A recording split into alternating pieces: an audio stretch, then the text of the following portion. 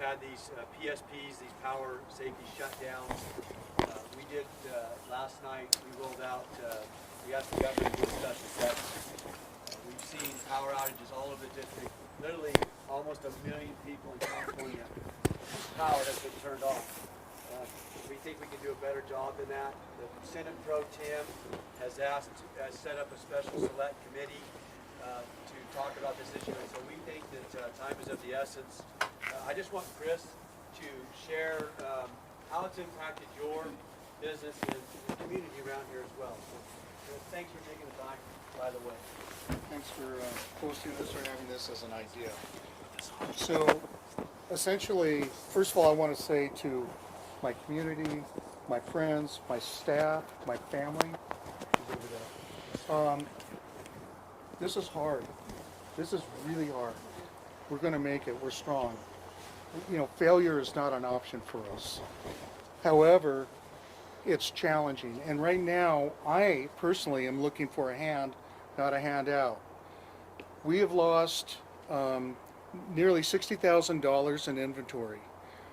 Every day we're down, that's revenue not coming in. That's money we cannot spend. That's vendors we cannot pay. We have a large, on the 5th, we have a large payroll due.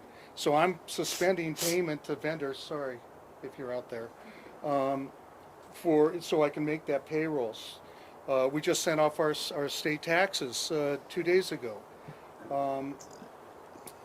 These things are, I can short-term this, I can kind of patch it together, but long-term, we can't keep on doing this.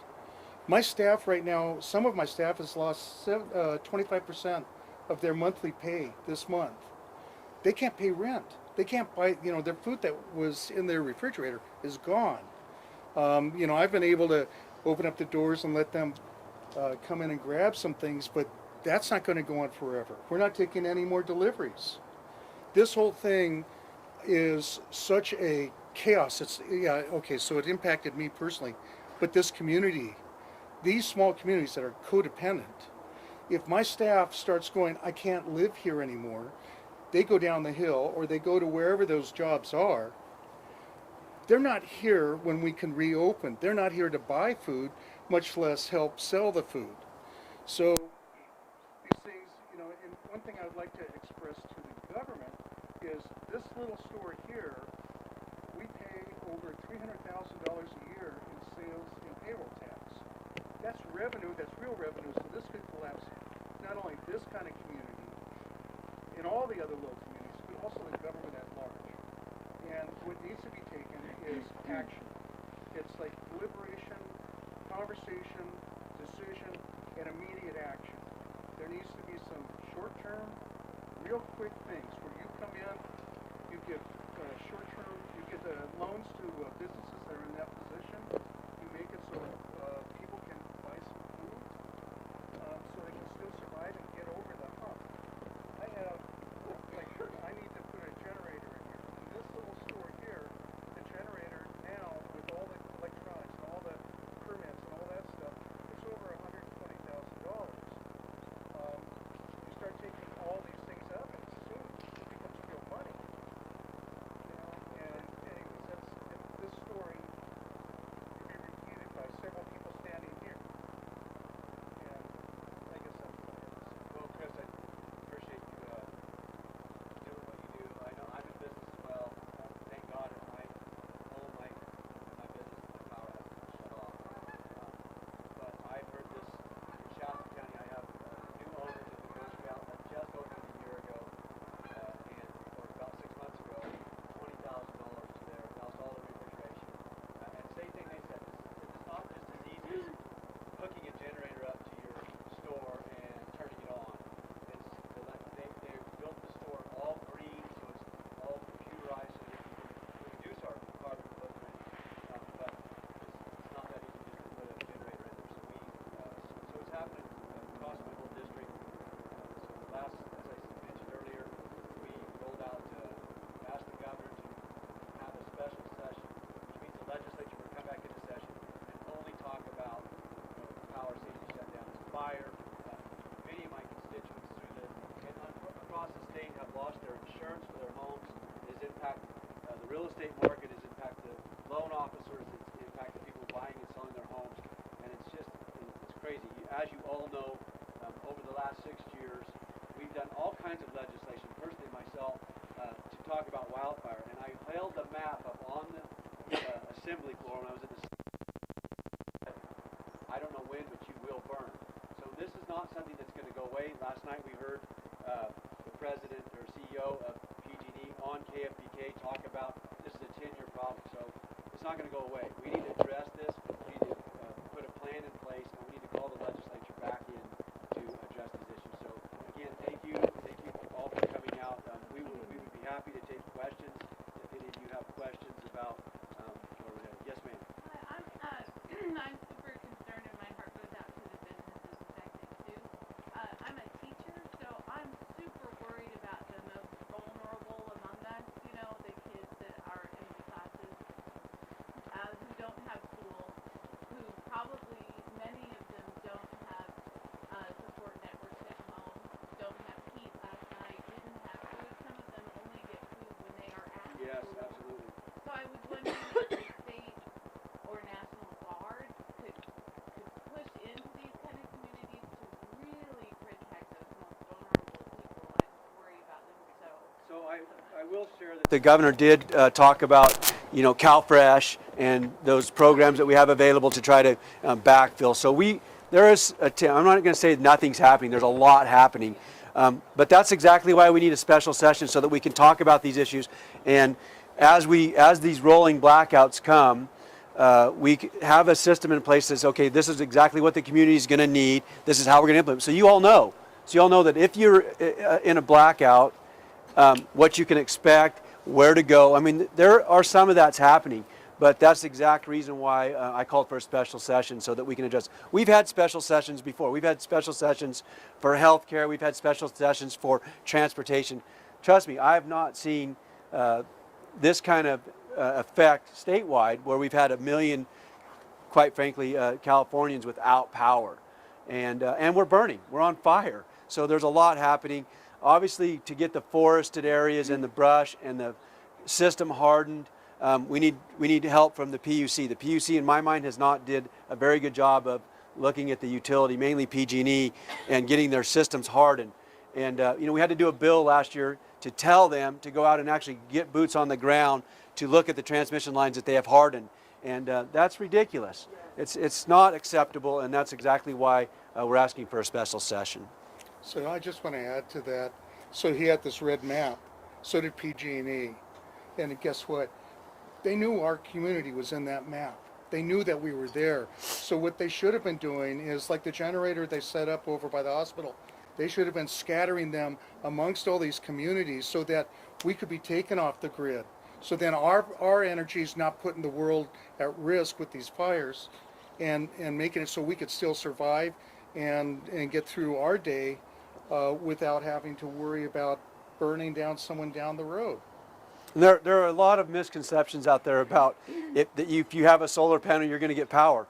They shut that off as well because you can't have power back feeding into the line as the workers are working on the lines because it's energized. So there are a lot of misconceptions out there. Those are all reasons for having a discussion. A couple more. Yes, ma'am. Yeah, I was just curious. Of course, I'm a business owner here in town, and this has been absolutely detrimental to me. And I appreciate my crew did come in today.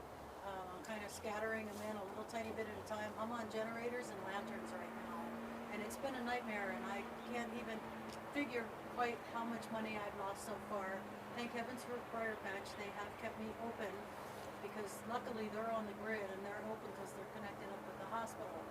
But my whole frustration more than anything else is PG&E had money to fix this. This has been sitting for 100 years. They had money to fix this for the last 100 years. Instead, they gave corporate bonuses over and over and over again. And now that we're all shut down and we can't live and we can't eat and we can't pay our staff, can't pay my taxes, can't do anything right now.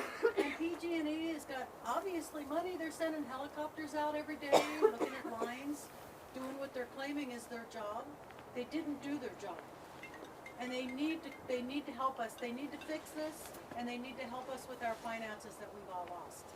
And they got to do it soon, or our doors Soon are is going to key. close. So exactly the reason that we should, look, that's why we should have a special session, because PG&E is in bankruptcy. Okay, that means they have no money. But that doesn't mean, but my point is that we still need to supply power and safe power to the Right. residents of their And service territory. All of that's important. All of that's important to all of us. But what's as important is they have money. They obviously have money. This bankruptcy was, you don't want to hear my words on that. They have money. They are paying more money with their helicopters and their boots on the ground right now than they'll probably pay in the whole daggone campfire. This is going to cost them a fortune, and Well, they're paying it. that's exactly why we need a special session, so we can dig into those things. Also, the PUC, which regulates them, is appointed. They're not elected. Right. They're appointed by the governor. They're 6-year terms. That's something I'd like to address as well. I think that they need to be accountable. Yeah. There's been in the past wrongdoings. We know that they've been deals been done on napkins in the past, and anyway. But that's the reason that we would have a special session, is that we could dig in, we can investigate, we can actually, those of us who are elected, who are accountable to you all, right, through election process, can dig into those non-elected positions and find out exactly what's going on. So just one more thing What- real quick. I'm sorry, one more thing real quick. Don't be sorry. Thank you. So, PG&E has, and this is something that I got from another source yesterday. PG&E has access to these properties where all these transmitters and formers and all this stuff are. And these people are gating off their property, so when PG&E needs to get onto property and fix these things, I understand that they can't get on because these gates are locked. These gates should not be locked. Their access should not be shut down. I know that this happened. Well, they have easement. If they have a power line, they have an easement. That means they can get to that. So I'm not familiar with that, but that's something we can look at. Yes. Well, okay, 2 more. If You- PG&E Whoops. were a private enterprise, they would have been shut down by now for failure to do their jobs properly. But they're being protected by the government that is supposed to protect us from monopolies. How is this being allowed to happen? And what are, What's being done about it? Well, exactly what we've been, trust me, there's been a lot of legislation. We have done legislation over the last year, but that's exactly why we need a special session, is to dig into this deeper. Okay, last question. So, 2 questions. One is what I'd love to see is, as quickly as possible, is that PG&E identify the prioritized grids where our economy is the heart of our communities, right, like along this area here, and put in these sensors, I think they're called synchrophasers, that actually senses if there's a spark, a fallen limb, or a high wind. I don't know why they're not prioritizing that pronto. And the other thing is what kind of legislation are you looking at to assist us? If we want to become a power authority, fabulous, that's going to take time. So what legislation can you put into place to allow us to have microgrids so that as we are becoming a local authority and PG&E shuts off the power, we can go to a different micro or nano grid? So, great questions, and those are the things that we would have in a special session. How would we take and break it up? What would it look like? And there's several technologies out there. Folks have been in my office, but those are all at the PUC getting checked out by the PUC. That's why I want to have a special session, so that I can say, okay, give me the 10 ones that are out there, and let's pick one and let's go with it, so that we can actually mandate the utility to put those on, and then we can get moving in the process. The process has been too slow. Obviously, we had the campfire last year, which we saw historic, lives lost and property. And so, yeah, we don't want to do it. We don't want a campfire again, so they're shutting down the grid. But let's put the technology into place. Let's educate the consumers that here's what's happening, so that you can plan. We won't have as much just people not knowing what's going on. That's why I'm calling for a special session. The legislature comes reconvene, and we can talk about all these issues. What PG&E would look like in the future, what technologies are available, and how we communicate with the constituencies. And on top of that, get this grid hardened up so that we don't have to shut down the power. When is the special session? Yeah. I asked the governor to call one. It's his job to do that. I'm asking him to call him. That's part of this press conference. Before that, I think that also what's important is that who here gets the PG&E messages, little text messages? And who here thinks that they're valuable? I mean, like, it's ridiculous. We may be shutting you down. They're letting you know 8 hours in advance. But then you get another one, we may be shutting you down. You have no idea of when, what's going to happen, what the reality is. I get more accurate information from upanet.com than I do from PG&E. Okay, we're gonna take one more question because we could. So, hi, my name's Allison Lehman. I'm the CEO of Nevada County, and I just want to thank you and thank you, Chris, because you're really helping us elevate this conversation to the state. And what you're hearing is two things. The impacts are widespread and they're deep. From local businesses to our schools, to our hospital, to our most vulnerable adults, our seniors. But what I want the takeaway to be for you is that Nevada County is really supporting each other. We come forward with a problem-solving mindset. Absolutely. And please lean on us so you could better understand what this looks like for a rural community. So really, we're here to help you, to help tell the story of our community and what we can do to do better in the future. So I want to just say, as you know, I have been talking about fire since the day I came to the legislature. I am very concerned about Nevada and El Dorado, Alpine, those counties that are forested areas. Please, fire safe your home. Don't wait for somebody to come and help you. Please get your gutters cleaned out. Those things actually matter. And I just would say that we have fire safe councils. We have a lot of tools out there, and please rely on that information and do it yourself. Don't wait for the government or somebody to come and help you because there's too much to do and too little time. We need a fire safer community. And just pray for rain right now. It's what we really need is moisture and these winds to stop. And we need to, as your representatives, not just sit back and wait till January, till we reconvene and start talking about these issues. They're real, they're now. We need a special session. So again, thank you all. Thank you. Thanks. Thank you very much. Appreciate it. 4 hours today. You didn't answer my question. This is last question. Excuse, Go ahead, let her ask a question, please. what is it? So, as a business owner, I took a big hit. I have a restaurant, and now I'm going to get more hits because I'm late with paying my payroll taxes, and it's 10%, I believe, and my payroll is huge, okay? And now I'm going to get hit also because government going to charge my unemployment account, my reserved account. Yep. And why I have to be responsible for it and not PG&E. I have 20 employees and I try to keep them working as much as I can. I'm not making money now, I'm losing money, but my employee making money, right? As much as possible. And then on top of it, I sleep like 4 hours every day. I got sick, I'm cold, I'm receiving messages from my business to my personal phone. So why PG&E? So this is a question. Is government going to do something about reimbursing us as a business owners for the loss which we didn't responsible? It's PG&E fault. So her question was, No, but this Newman something, he promised too much to everybody. So as I'm going to be supported and because I'm taking a step and I'm taking all responsibility and I'm taking all hits. right, you're saying you're going to have a difficult time doing your payroll taxes because of the loss of revenue. Your unemployment insurance, will go yes. up 5% Yep. next year, which is So going to kill I'm you. in business. I understand all the What things kind you're of talking business about. you have? That is exactly why we need a special session to talk about the impacts. What kind of And business you have? I'm a farmer. We sell seeds. I'm a seed farmer, and I also have Employees? I have 4.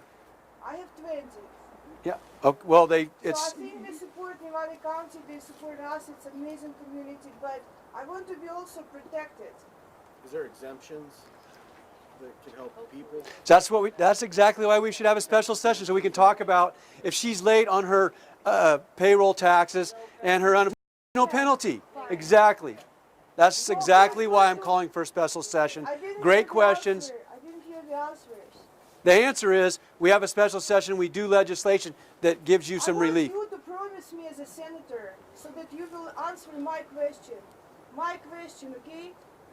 I want protect you us. personally answer it. And if you don't going to do nothing about it, I don't want you to be in government.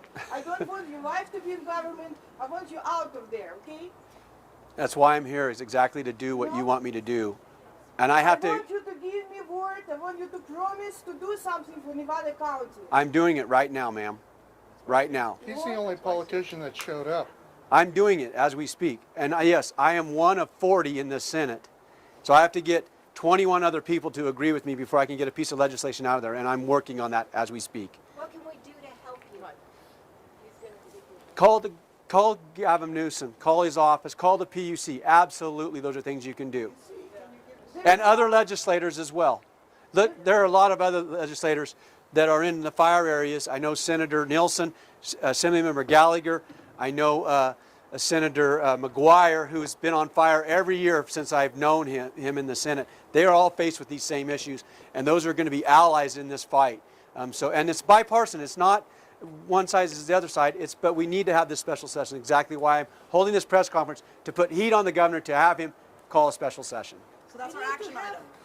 That's the action item. That's what she's asking me to do. Action item. We got to start calling. That's our We action need to item. have working number because the numbers which is now on the website they give you round and round. They connect you to the answering machine. They don't connect get you to the anybody. Okay. phones. I use the I'm not your governor. I'm your senator. If you call my office, we will answer the phone and we will talk to you. And this is what we're doing. We'll do it. We'll get it. Okay. I'll share it on Facebook. Seriously. Thank I'm you. going to be doing a GoFundMe, so look, keep your eyes open for that. No more PG. Yes. Hey, sorry. Hi, Mayor, Nevada City. Thank you so much for being Yes, here. I really absolutely. appreciate it. Yeah. And think we'll put out the word. Thank you. Oh, Thank you for showing up. thank you. Yes, absolutely. This is what we should be doing. I forgot how you had it, but Hope you'll do everything you can. I to am. No, I know Oh. that. This part, this is the next Oh. step. To help it possible to ease the way for the communities to get their own grids. Oh, yeah. yeah, we have that option right now. I know we do. You have. It's just. I It's know, not I something was I at do. the It's thing yes. NID. Yeah. Appreciate it. You bet. Yeah. But sometimes there are things you can do to make it easier and get rid of the I will help as much as I can. Yes, yes. I mean, yeah, thank you. All right. Thanks for coming. Yes, you bet. Oh, and it's expensive.